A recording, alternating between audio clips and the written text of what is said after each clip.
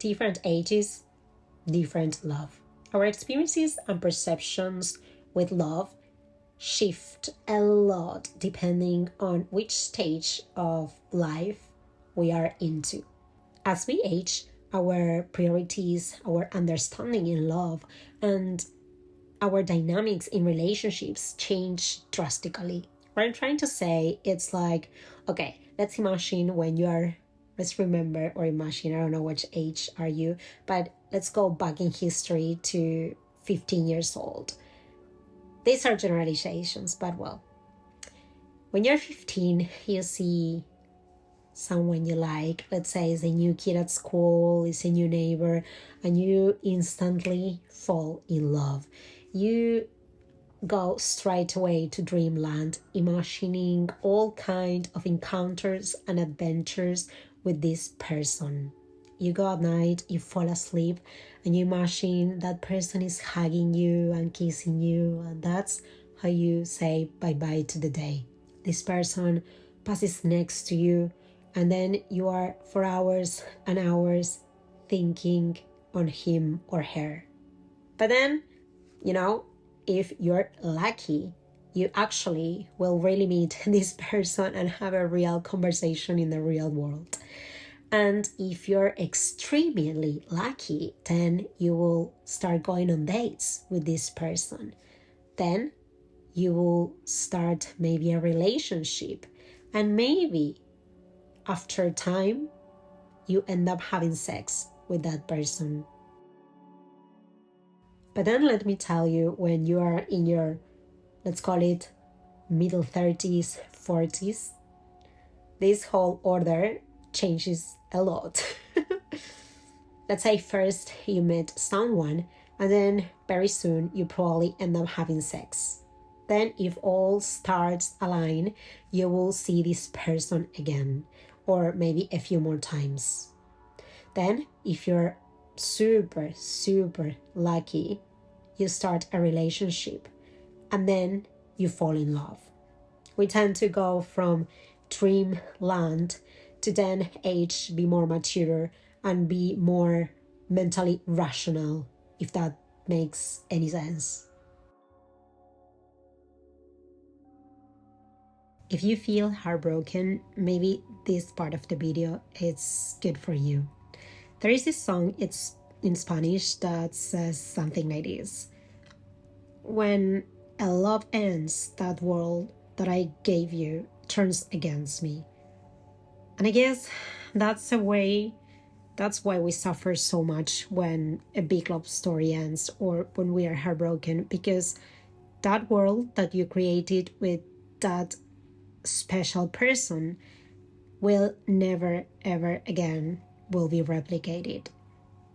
There's no way you will be able to create the same story with someone else, and it's that grieving what turns our heart into a million pieces, because no matter who we met, because no matter where we go, we will never, no one will ever going to make us feel that way. That creation, it's over. When a big love story comes to an end, I guess most of us feel like life is over. We don't really feel like eating, we cannot sleep, and we think like we will never be able to laugh again. However, if we have a bit of self-love, with the passage of time, the desperation will start fading away.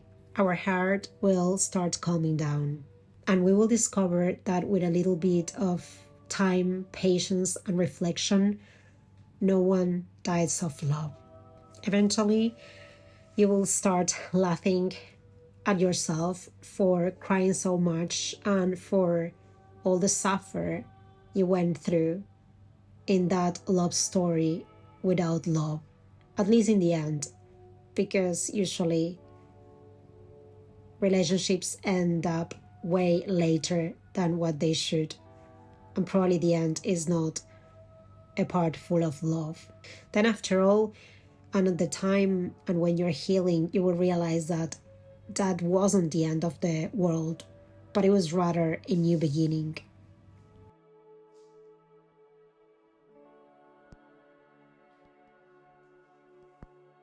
welcome to my channel. My name is Tucci, and on this video I will be talking about a few things I learned along the way about love. It's love fleeting. I guess love doesn't last short, but it's that initial stage, the so-called honeymoon period, what doesn't last long. But I guess if both parties are interesting to still fight for the love after the honeymoon period, that's the moment where you can honestly start building something, building a relationship that is way less idealistic but way more solid. I guess love is sometimes confused with a treasure search. Someone might say, wait, I haven't found love yet. But how can people say I haven't found love? You don't find love, you build love. But of course, what you can find is a person with whom start building love every single day. Where does this idea that most people have about love really comes from? The idea that humans are always looking for their other half comes from the Greek mythology. There was this book called The Symposium, written by one of the biggest philosophers ever, called Plato. And in this book, Plato was documented everything that was being said in those reunions where the biggest philosophers of all over the world were gathering. And in these reunions, they were always choosing one different topic. And there was this occasion where they decided to talk about love. This philosopher called Aristophanes presented a myth of how humans used to be a whole. They had 2 heads, 4 arms, and 4 legs. Humans used to be immortal, and because of that, they start comparing themselves with the gods. The gods were absolutely upset with the humans having such delusions of grandeur, and they decided to take action. They decided to split all the humans in 2, scattering them all over the world. This way, the gods created these separate entities, eternally seeking the reunion with their missing halves. That's why us humans are all lost in this world, intentionally looking for our lost soulmates. We live in this anxious frenzy of knowing that even though it's such a minimal chance, there is at least a possibility to find our lost half. So when people fall in love, that's the moment of the reunion of these souls, and that's why we feel that sense of completion. I absolutely love the Greek mythology, and oh my god, those books. I spend not now, but I used to spend so much time reading those books, and those myths really transport me like to the imagination world.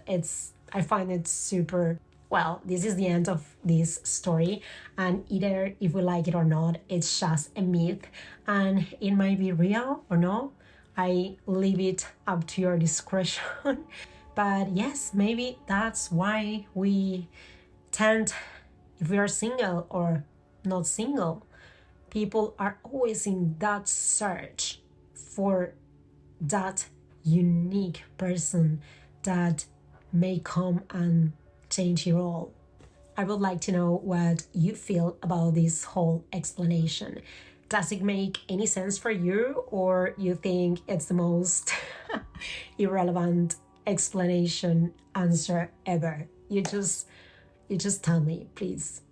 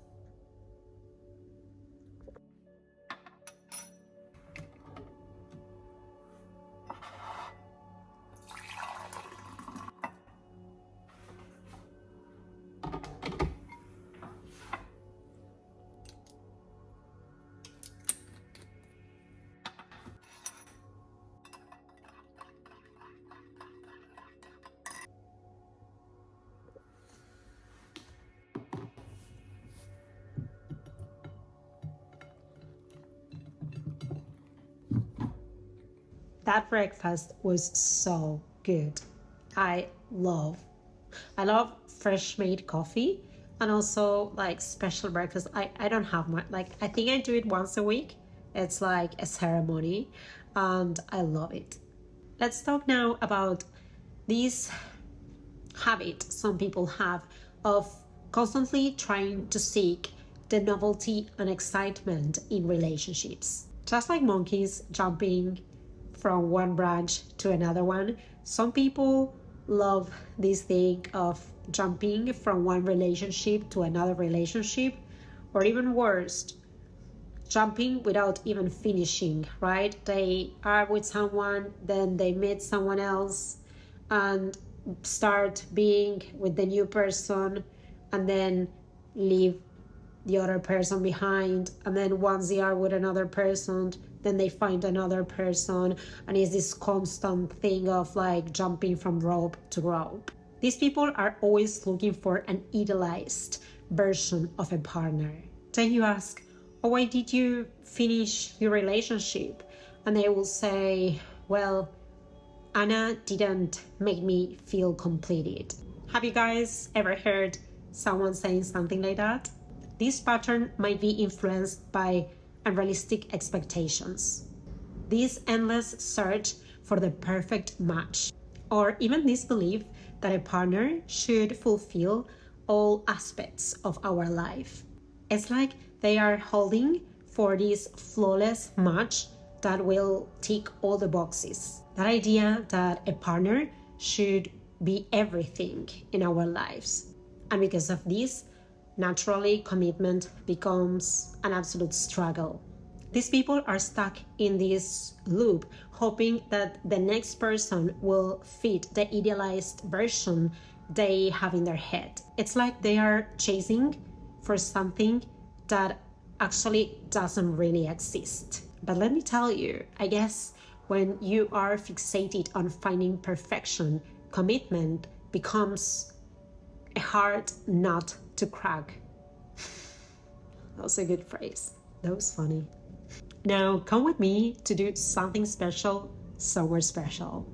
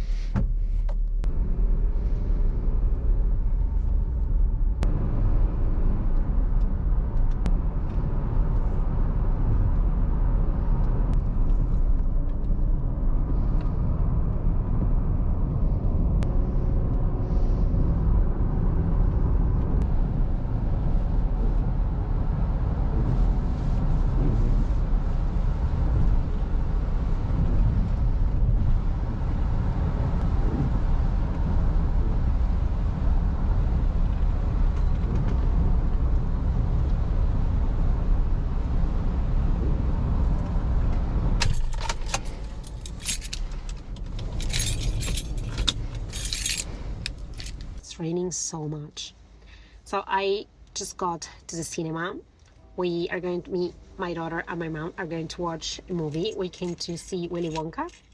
And I'm so happy it's going to be the first movie ever for my daughter. And I haven't been in the cinema for years. My daughter is obsessed with Willy Wonka, with the movie with Johnny Depp. And it's funny because she loves Johnny Depp. Every time I put the movie, she's like, where's Johnny Depp? What is Willy Wonka? Right. And I'm like, well, you need to wait. He's going to pop up at some point. And she's like, where is Willy Wonka? So I'm a bit afraid today because I told her for the last 5 days, every time I want her to do something that she doesn't want, because she never wants to brush her tooth. She never wants to bath. She never wants me to check if she has license or not. I've been saying, if you behave well this Sunday, for first time, I will take you to the cinema. She doesn't understand what it is, but she felt like, okay, I really hope she doesn't get confused and angry when she realizes it's another Willy Wonka, but oh god.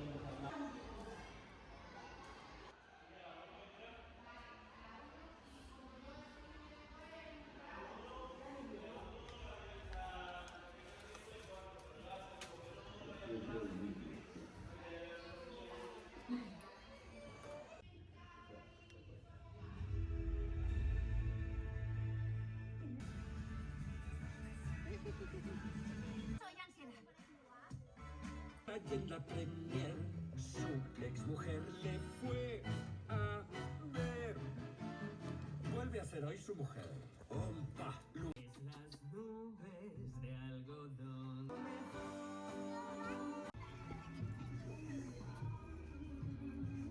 God, this is so unfortunate. I left the lights of my car on and I came to start a car and I ran out of battery. Jesus, bad luck. So yeah, now thanks God I called the insurance and they are helping me.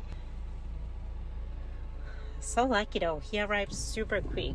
Literally, I called and in 15 minutes he was here to help me. Love is work, and I know some people won't agree with it, but I do truly believe love is work. Romantic love doesn't complete us. It's not this wonderful connection that doesn't require any active work. And yeah, I know some people will say, well, if you have to work or make efforts, then it's not love. There is that misconception that love has to flow effortlessly. Love is work doesn't mean you have to be complacent and be there treating your partner like a queen or like a king. Love is work means that while you are in a relationship, you need to work in yourself, work to evolve, and just as you evolve, then the people around you will evolve too. It's this idea that if you elevate yourself, then that should reflect in your partner. You have to be very brave and determined to decide to keep on going right after that disillusionment stage that happens right after the honeymoon period is over. But that's just when you start building, and that process of building requires effort. Love is art, and just as an artist, you have to work very hard to make a masterpiece with that what you desire. Just as a skilled artist invests time, creativity, energy into crafting a masterpiece, individuals in a relationship needs to invest time in understanding, into go through shared experiences, in communication to be able to build a solid base. This perspective emphasizes the active and intentional nature of cultivating a fulfilling and deep love. Growing up, many of us have this illusion that love is going to be great, but every single person has a light and a dark side, and entering a deep relationship means navigating the complexities of both partners' strengths and flaws. Balancing all these aspects is not easy at all. It really requires intentional effort and understanding. Love is a joint creation, not a coincidence, not just some happy accident. If you want to build this spectacular house with sea views, right? Well, you will have to choose a land that is in front of the beach. You will know you find the right love when you can find someone and with that person build this house in front of the beach. And yes, with other girls, you can have a view to the valley and maybe a view to the mountain or to the city, but not to the sea. If you want a beach life, but you attract mountains, then you will have to change. Let me tell you that, yeah, this video it's more shifted towards talking about romantic love. But let me tell you the love of my life, it's my daughter. I'm sorry for everybody else. She is everything. I'm gonna go now to a park with my daughter, and this park is always empty, like no one ever goes there. But that's exactly why I can film. You know, you don't wanna make any parent feel uncomfortable.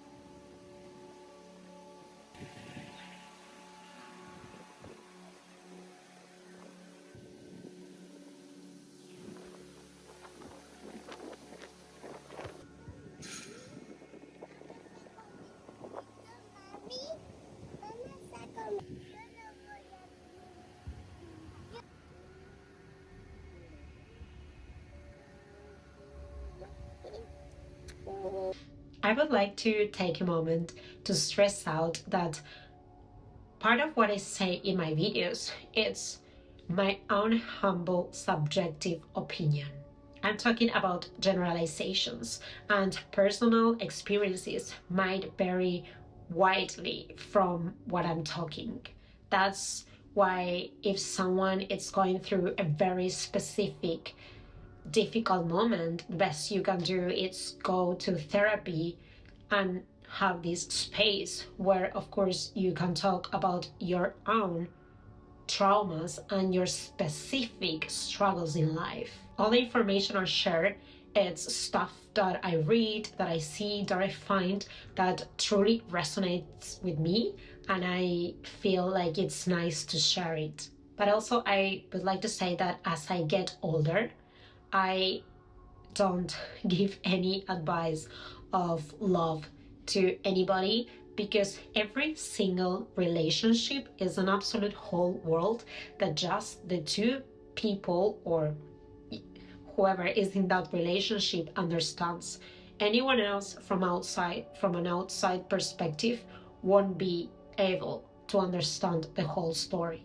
When someone is around me and criticizes a couple, I don't give my opinion. I don't judge anymore. I used to give my opinions before, but not anymore. Because it's just, as I say, those people inside the relationship, the ones who have the full whole road map of all their decisions and understandings and their elections. I would like to call this part of the video as we are at a better place. Both of my grandmothers had a very tough life. One of them had 11 kids, and some of them died when they were very young. My grandma had to pass through crazy stuff, both of them, as I said. But like, for example, when their husbands were drunk and they wanted to have sex, my grandmas didn't have any options. So my grandma that had 11 kids had her first kid when she was 14 years old. And my other grandma had 5 kids in total and had her first kid when she was 15 years old. Then a generation forward, I will say, for example, that one of my aunts, she got married when she was 15 years old. This guy had a bit of money and my grandfather adored him. So he was naturally a perfect match for my aunt. She married at the age of 15. She left the house. And yes, as soon as they moved, the husband wanted to start having relationships with her and she didn't want it. So he was furious and he went to talk to my grandma. And my grandma went to her daughter, which is my aunt, and explained her that as a wife, her duty was to sleep with the husband. So my aunt understood and do what she was supposed to do. Then it comes my generation. And I feel that all this violence and horrendous life standards did not happen that long ago. I am so lucky. I'm so grateful I was born when I was born, because now I have freedom and now I can choose. And now, yeah, at times life is tough, love is tough, but there's so many resources. There's so many tools. There's so many professionals, psychologists. There are podcasts, there are videos. There's so much out there to go through heartbreaks, to go through the dark phases of life with so much ease, with so much more ease than before. I want to finish this video with a very short part of a song that I like a lot, and it says like this: Si no me quiere, no lo quiero.